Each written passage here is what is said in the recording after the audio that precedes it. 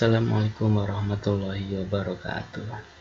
Oke, berjumpa lagi bersama Bapak Bima Gusti Ramadan. Nah, kali ini Bapak akan menjelaskan mengenai aturan sinus dan aturan kosinus. Tapi kali ini Bapak akan menjelaskannya tentang aturan sinus. Oke, buat anak-anakku sekalian, siswa-siswi Seman 6 Cimahi harus pantengin terus, oke? Nah, ini adalah salah satu upaya pembelajaran jarak jauh. Oke, kita lanjut. Nah, di sini ada suatu segitiga sebarang yaitu ABC. Nah, untuk menghitung panjang sisi segitiga, biasanya kita itu membuat bantuan garis yang tegak lurus. Nah, ini garis putus-putus. Dia tegak lurus dengan garis AB yang biasanya disebut sebagai garis tinggi. Dan untuk menghitungnya, kita menggunakan teorema Pythagoras, namun dengan catatan panjang sisi alas dan salah satu sisinya harus diketahui. Oke. Bagaimana jika yang diketahui hanya sudut-sudutnya dan salah satu sisinya? Atau satu sudut dan dua sisinya? Cara menghitung panjang sisinya gimana? Nah, ini menggunakan aturan sinus ataupun aturan kosinus. Ayo kita lanjut ke aturan sinus. Aturan sinus.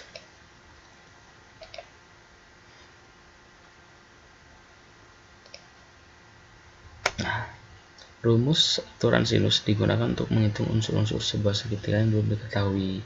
Jika sebelumnya telah diketahui tiga unsur lainnya, kemungkinan unsur yang telah diketahui adalah pertama ini, sisi sudut-sudut, kemudian sudut sisi sudut, kemudian sisi sudut. Nah, ini ada tiga kemungkinan yang akan terjadi kalau menggunakan aturan sinus. Nah, misal jika A, B, dan C masing-masing menyatakan panjang sisi segitiga ABC, maka berlaku rumus. Nah, ini tuh adalah aturan sinus. A per sin A sama dengan B per sin B sama dengan C per sin C. Nah, kita akan buktikan ini. Ini adalah aturan sinus. Nah, misalnya ada segitiga ABC, depan sudut A ada A kecil, B kecil, sudut C kecil. Kita gambar lagi. Nah, ini dimana C ini adalah suatu garis bantu, CE adalah saling tegak lurus dengan AC. Depan sudut B ada B, depan sudut A ada A kecil, depan sudut C ada C kecil. Nah, perhatikan AEC. Kita gunakan sin A. Kenapa sin A? Karena kita akan membuktikan aturan sinus. Sin A. Ingat perbandingan. Sin itu adalah depan per miring. Depannya adalah CE, miringnya adalah AC. Berarti dikali silang AC sin A sama dengan CE. Sehingga CE sama dengan B sin A. B-nya lihat AC. Oke, lanjut. Dapat persamaan 1. Kemudian kita akan perhatikan segitiga BEC, baru segitiga yang tadi dipartisi, dibagi-bagi. BEC siku-siku di E. Oke, kita gunain sin B sama dengan sin B, depan miring berarti CE per BC. BC-nya adalah A, silang. CE sama dengan BC sin B, berarti CE sama dengan A sin B. Dapat persamaan 2. Nah, dari persamaan 1 dan 2 kita dapat, nah, A sin A sama dengan B sin B. Kedua ruas dibagi sin A dan sin B. Oke. Dapat, nanti ini coret sin B, dicoret sin B. Sin A dicoret sin A. Maka akan menghasilkan A per sin A sama dengan B per sin B. Dapat persamaan 3. Nah, ini satu lagi yaitu sama dengan C per sin C. Oke. Buktinya dengan cara apa? Perhatikan lagi. Nah, seperti ini. Ini ada segitiga BDADB. ADB, segitiga ADB, siku-siku di D. Sin A ini. Sin A itu depan miring.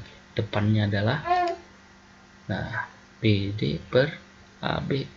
Maka kali silang BD sama dengan AB sin A. Nah, AB-nya kita ganti. AB itu apa? C. Berarti ini BD sama dengan C sin A. Dapat persamaan keempat. Kemudian next lanjut. Nah, ini perhatikan segitiga BDC atau CDB, siku-siku di D ya, ini siku di D. Nah, maka sin C, ini sin C depan miring-miringnya si A, berarti ini depannya BD per B itu miring karena siku-sikunya di D. Sisi BC itu ada di depan sudut D, sudut siku-siku, maka si A ini adalah dikatakan miring atau si BC. Kali silang, kita dapat BD sama dengan BC sin C. BC nya apa? A, berarti BD sama dengan A sin C. Nah, ini dapat persamaan 5. Nah, dari persamaan 4 dan 5 kita peroleh C sin A sama dengan A sin C. Kedua ruas dibagi sin A dan sin C. Nah, maka sin A coret, sin C coret, didapat. Nah, C per sin C sama dengan A per sin A. Ini persamaan 6. Nah, dari persamaan 3 dan 6 kita peroleh A sin A sama dengan B sin B sama dengan C per sin C. Nah, ini terbukti bahwa ini itu adalah namanya aturan sinus. Pak, contoh Pak? Boleh. Contoh soal. Nih, dalam segitiga ABC, C kecil sama dengan 35 cm, sudut A sama dengan 47 derajat, dan sudut C sama dengan 98 derajat. Hitung panjang sisi A dan B. Jawab. Yuk, kita buat segitiga sebarangnya. Segitiga ABC. Sudut A adalah 47 derajat, sudut C adalah 90 derajat, sisanya sudut B, gitu kan? Tapi kita akan mencari hitung panjang sisi A dan sisi B. Hitungan sisi A, sisi B berapa? Dan sisi C-nya ini, si AB ini 35 cm. Nah, maka kita jawab. Yang pertama, karena kita mau menggunakan, karena mencari si A, maka A per sin A sama dengan C per sin C. C udah diketahui. Nah, maka A si sin A dikali silang ke si C, berarti A sama dengan C sin A per sin C. Sama dengan C-nya adalah 35, sin A-nya, A-nya sudut A-nya 47 derajat, maka 35 sin 47 derajat per sin C-nya sudut C-nya 98 derajat. Maka kita memperoleh A sama dengan 25,8 cm. Dari mana kita gunakan kalkulator? Sin 47 derajat itu sekitar berapa? Dikali 35 dibagi sin 98 derajat itu berapa? Nah, nanti hasilnya segini, 25,8 cm. Oke, lanjut. Ini si A. Yang kedua kita akan mencari si B. Kalau si B kita bisa menggunakan B dan A, bisa gunakan B dan C, bebas. Nah, kalau di sini lihat nih, sudut D kita tahu kan 180 dikurangi. Nah, ini sudut A, ini sudut C, dijumlahin 180 35 derajat, berarti sudut B-nya 35 derajat. Didapat B dengan C, berarti B per sin B sama dengan C per sin C. Nanti didapat B sama dengan kali silang C sin B per sin C. Nah, nanti 35 sin 35 derajat per sin 90 derajat, didapat sekitar 20,3 cm. Nah, seperti itu anak-anakku sekalian ya. Oke. Nah, maaf ya rada ngabret, nah, karena waktu sudah malam ini. Oke. Nah, kemudian ini adalah latihan soal yang harus kalian kerjakan, nomor 1, 2, dan 3. Biasa tugasnya kalian kerjakan di kertas folio, kalau enggak HPS. Ini adalah tugas yang ketiga, itu tugas PJJ di minggu yang ketiga. Oke. Nah, latihan soal ini ada di modul kalian, yaitu tentang aturan, tentang subbab itu aturan sinus dan aturan kosinus. Coba latihan soal yang 3 soal ini. Kalian lihat, kalau misalkan belum jelas, belum paham, lihat contoh soalnya di modulnya masing-masing. Oke? Bapak tunggu ya tugasnya ya. Semangat untuk kalian belajar di rumah dan tetap sehat. Oke? Oke. Ya, segitu aja yang dapat Bapak sampaikan.